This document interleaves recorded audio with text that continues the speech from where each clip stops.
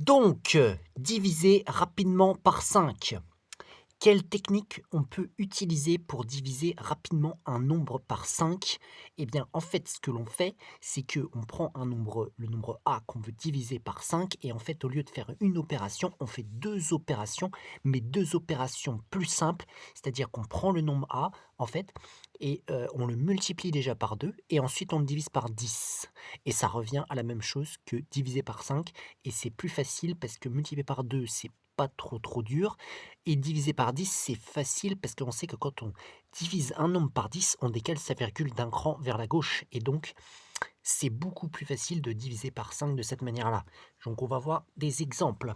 Donc par exemple, on demande de calculer 47 sur 5. Donc en fait, ce que l'on peut faire quand on est comme ça avec une fraction, ce qui revient à la même chose, c'est fait de multiplier en haut et en bas, comme ça, par 2, comme ça. Et ici, ça va te donner, donc on fait 47 fois 2, ça fait 94, 94 sur 10. Et c'est égal à 9,4. Voilà. Donc là, j'ai pris 47, je l'ai multiplié par 2 et j'ai divisé par 10, ça fait 9,4.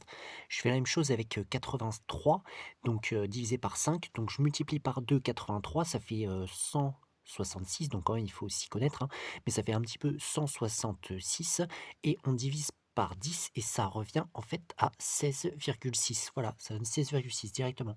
Donc 29 divisé par 5. Donc 29, je multiplie par 2 et je divise par 10 ensuite. Donc si je multiplie 29 par 2, ça fait 58. Je divise par 10, ça fait 5,8.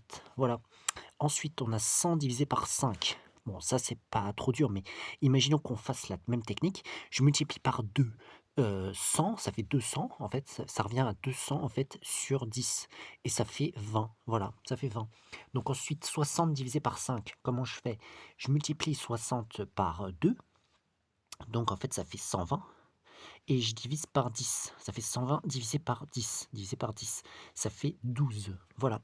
Donc maintenant, 91 divisé par 5, ben, je multiplie 91 par 2, ça fait 182, et je divise par 10, ça fait 18,2. Voilà. Donc maintenant, 38 divisé par 5, donc je multiplie 38 par 2, ça fait donc 76. 76 divisé par 10, ça fait 7,8. 7,6, 7,6.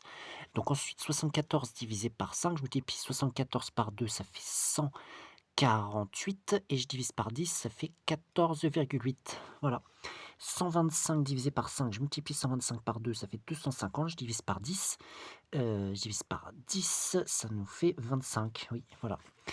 On voit que 125 est divisé par 5 et que ça donne un nombre entier comme résultat, pas de nombre à virgule. 56 divisé par 5, je multiplie 56 par 2, ça fait 112, et je divise par 10. Par 10, ça fait 11,2. Voilà.